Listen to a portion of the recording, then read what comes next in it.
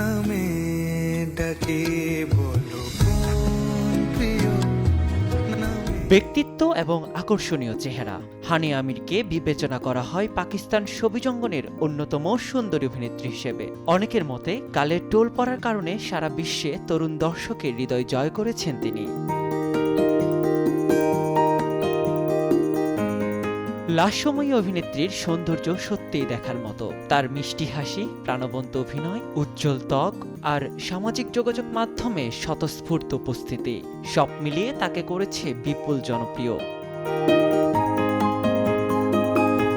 ঢাকায় পা রাখার পর থেকে সকল আলো নিজের দিকে নিয়েছেন হানিয়া। সোশ্যাল মিডিয়া থেকে বাস্তবতা, তরুণ প্রজন্মের আলোচনার কেন্দ্রে উঠে এসেছেন নায়িকা। শনিবার রাতে ঢাকার একটি 5 তারকা হোটেলে জমকালো আয়োজনে হাজির হন হানিয়া। সেখানে তার সঙ্গে তোলা কিছু ছবি সোশ্যাল মিডিয়ায় পোস্ট করেছেন কন্টেন্ট ক্রিয়েটর রাকিন আফসার।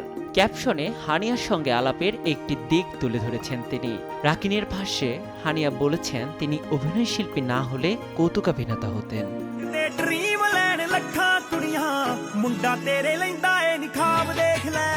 এদিকে এশিয়া কাপের সুপার 4 পর্বে বাংলাদেশ শ্রীলঙ্কার গুরুত্বপূর্ণ ম্যাচ ঘিরে দেশ জুড়ে যখন ক্রিকেট প্রেমীদের আগ্রহ তুঙ্গে, তখন বাংলাদেশ দলের জার্সি পরে টাইগারদের প্রতি সমর্থন জানিয়েছেন হানিয়া আমির।